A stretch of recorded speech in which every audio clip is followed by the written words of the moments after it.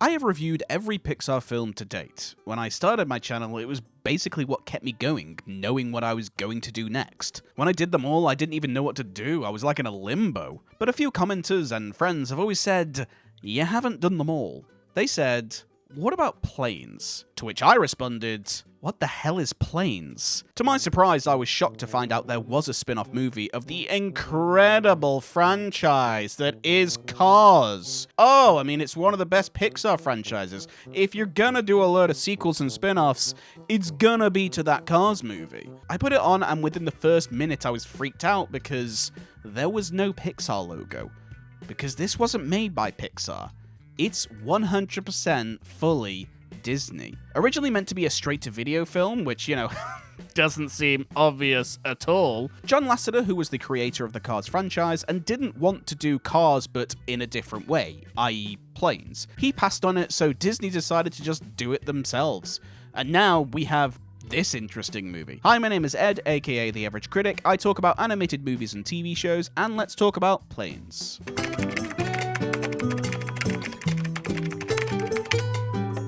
Let's get the stuff I did enjoy about this movie, because there is some good stuff. The first being the cinematography. Planes, as an actual piece of machinery, is fun and interesting. The shots they use with the backdrops for this animation is actually quite stunning. They use a lot of wide shots where you can see the planes flying, and they even have the camera be as if it's on one of our characters, which is something I generally love. And being planes means gorgeous landscapes. There are plenty of set pieces in this movie that are gorgeous. I can't deny that a lot of it looks good. The emotional beats of this movie are also pretty good. I like Dusty getting all the parts from the other planes. I like seeing Skipper's backstory during the war.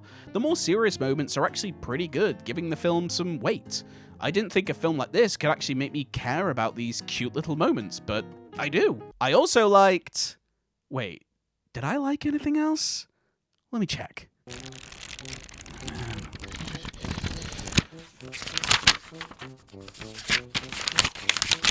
Nope. That's it.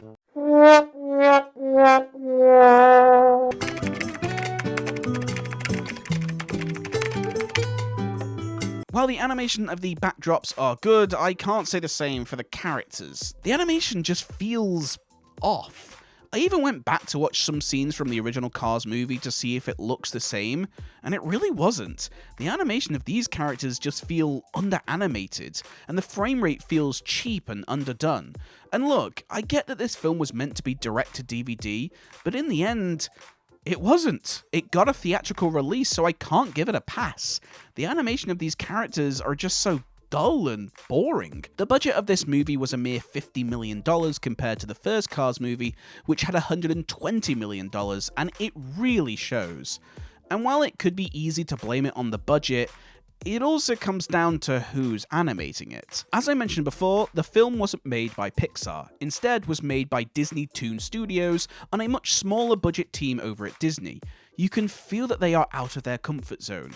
Disney had only recently started making the switch to doing 3D animation films with Tangled in 2010, and you can feel that this department was just a little bit out of their depth. I almost feel sorry for them, as you can feel that they're just a little bit out of their comfort zone. What am I doing? If you're enjoying this video, make sure to subscribe to the channel. I do weekly videos on all animated films and TV shows. You can join the Discord group to get early access to videos and suggest future ones. Subscribing helps me out massively, guys, and I really do appreciate it. It is completely free, of course, so why not? If you can, please do. Anyway, let's get back to the video.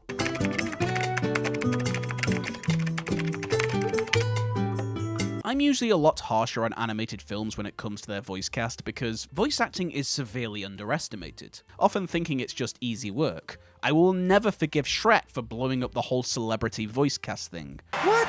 Planes, to be fair, I don't think has much of that problem. There are some good performances, such as Stacy Keach as Skipper and Roger Craig Smith as Ripslinger, who is a renowned voice actor. But our lead role? Dane Cook, for me, is giving such a boring performance as Dusty. John Cryer was originally meant to be the voice, and I can see why. His voice and comedic timing would have been way more suited for this role. Dane Cook is giving the most over-the-top performance. Every line is the most Dane Cook line delivery you have ever heard. I now understand the Family Guy joke. Ah, what's up, Sufi? Boo! MySpace! Is he saying something funny? I don't know, but he's moving around a lot, so I guess. Every line is overacted, and his voice just feels like he's trying way too hard. There's also a character called El Chucabra. I don't know how I'm going to be able to get this. El Chucabra, who, while the performance isn't bad, the character is just odd. I don't know how many times we're going to see the same old Mexican stereotype. His character is incredibly in love with a French-Canadian plane, and for some reason, these planes are just super horny all the time. What happened to you? That song. It flipped the switch. My little monster. Come here. She is like a jaguar now.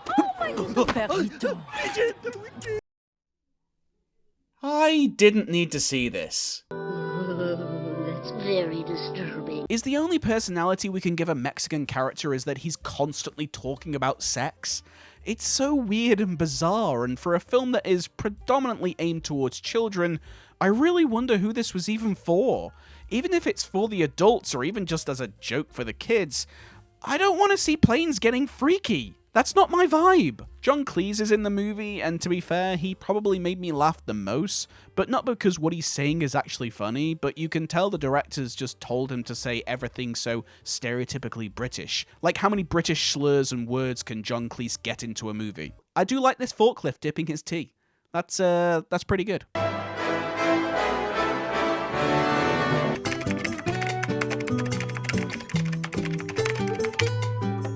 It's interesting that John Lasseter didn't want to do this film due to not wanting to just remake Cars but in a new setting. And while I do think there is enough differences, there are so many similarities between these two films. I do think that Rusty and Lightning are vastly different. One is a cocky, brash racer who must learn that there's more to life than winning, and Rusty is the underdog who wants to prove himself. But they both have a dumb best friend. Chug is just being the forgetful version of Mater. They both have the old-timer who becomes the coach and is traumatized by a past event. They both have an exotic love interest. They even both have a villain who is green. I mean, come on, Planes. You could have made your villain any color and you chose to make them the same color as Chick Hicks. Obviously, both plots revolve around a race. They both even have a racist stereotype. No. You will have your chance, Guido. You will have your chance. But you know what? I can forgive the copy and paste attitude and the stereotypical side characters if the film just wasn't so boring. It's not funny at all, with the dullest jokes that even a kid wouldn't laugh at. The film is 1 hour and 32 minutes, and it just feels like it goes on for way too long. You could cut so much more of this movie to be just something sweet and short, but by God, it somehow feels so much longer. Its pacing is awful, and I found myself looking at my phone countless times. I actually had to stop myself so I could force myself to watch the film for the review. I don't think it's as bad as Cars 2, but it's not as good as, say, Cars on the Road. This was such a weird film that probably shouldn't have been made due to the lackluster reception towards the Cars franchise. It really feels like Disney just think that Pixar is just another hotel in their monopoly empire. It's a reason these two companies are two very different breeds of animation, and the film would have been very different had Pixar made this film.